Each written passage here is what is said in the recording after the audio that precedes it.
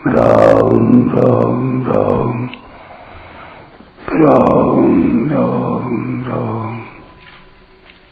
राम राम राम नारायण नारायण। ऐसे ही किसी संत को उसने दुख दिया और संत के हृदय में कृपा आ जाए तो उस संत की कृपा से वह भगवान में लग जाए अथवा किसी ऐसे स्थान में चला जाए जहां अच्छे अच्छे बड़े विलक्षण दयालु महात्मा रह चुके हैं और उनके प्रभाव से उसका स्वभाव बदल जाए, अथवा किसी कारणवशात उसका कोई पुराना विलक्षण पुण्य उदय हो जाए तो वह अचानक चेत सकता है और भगवान के शरण हो सकता है।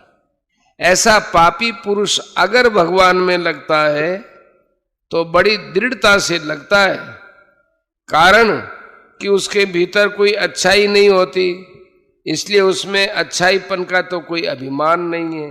तात्पर्य यह हुआ कि संपूर्ण प्राणियों में भगवान की व्यापकता और कृपा समान है। सदाचार और दुराचार तो इन प्राणियों के किए हुए कार्य हैं। मूल में तो वे प्राणी सदा भगवान के शुद्ध अंश है। केवल दुराचार के कारण उनकी भगवान में रुचि नहीं होती। अगर किसी कारणवशात रुचि हो जाए तो भगवान उनके किए हुए को न देखकर उनको स्वीकार कर लेते हैं। रहती न प्रभु चित चूक किए की, करत सुरति सयबारहिए की। रामचरितमानस बालकांड 29वें नंबर के दोहे की 3री चौपाई। जैसे मां का हृदय अपने संबंध से बालकों पर समान ही रहता है, उनके सदाचार दुराचार से उनके प्रति मां का व्यवहार तो विषम हो जाता है पर हृदय विषम नहीं होता। कुपुत्रो जायेत क्वचिदपि कुमाता न भवति। मां तो एक जन्म को और एक शरीर को देने वाली होती है, परंतु प्रभु तो सदा रहने वाली मां है। प्रभु का हृदय तो प्राणी मात्र पर सदैव द्रवित रहता है। प्राणी निमित्त मात्र भी शरण हो जाए तो प्रभु विशेष द्रवित होते हैं। भगवान ने कहा है, जो नर होय चराचर द्रोही, आवे सभय शरण तकी मोही। तजि मद मोह कपट छल नाना, करऊं सद्य ते साधु समाना। रामचरितमानस सुंदरकांड 48वां दोहा, पहली दूसरी चौपाई। तात्पर्य यह है कि जो चराचर प्राणियों के साथ द्वेष करने वाला है वह अगर कहीं भी आश्रय न मिलने से भयभीत होकर सर्वथा मेरा ही आश्रय लेकर मेरे शरण हो जाता है तो उसमें होने वाले मद मोह कपट नाना छल आदि दोषों की तरफ न देखकर केवल उसके भाव की तरफ देखकर मैं उसको बहुत जल्दी साधु बना लेता हूं। धर्म का आश्रय रहने से धर्मात्मा पुरुष के भीतर अनन्य भाव होने में कठिनता रहती है, परंतु दुरात्मा पुरुष जब किसी कारण से भगवान के सन्मुख होता है तब उसमें किसी प्रकार के शुभ कर्मों का आश्रय न होने से केवल भगवत परायणता का ही बल रहता है और यह बल बहुत शीघ्र पवित्र करता है, कारण कि यह बल खुद का होता है। अर्थात किसी तरह का आश्रय न रहने से उसकी खुद की पुकार होती है। इस पुकार से भगवान बहुत शीघ्र पिघल जाते हैं।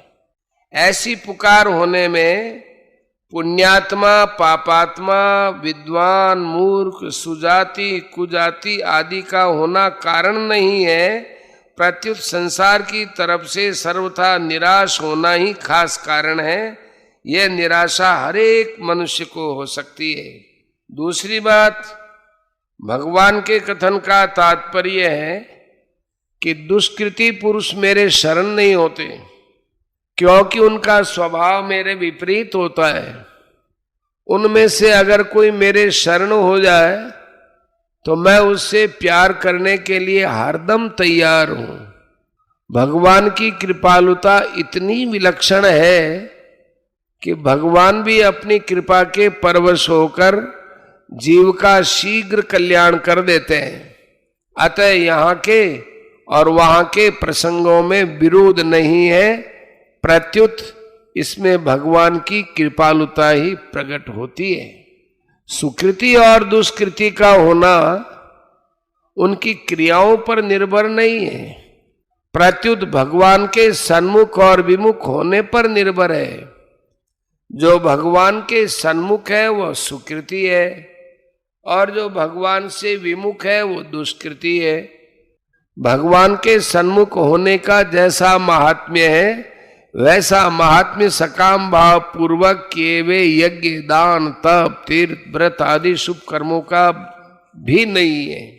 यद्यपि यज्ञ, दान, तप आदि क्रियाएं भी पवित्र हैं, पर जो अपने को सर्वथा अयोग्य समझकर और अपने में किसी तरह की पवित्रता न देखकर आर्त भाव से भगवान के सन्मुख रो पड़ता है, उसकी पवित्रता भगवत कृपा से बहुत जल्दी होती है।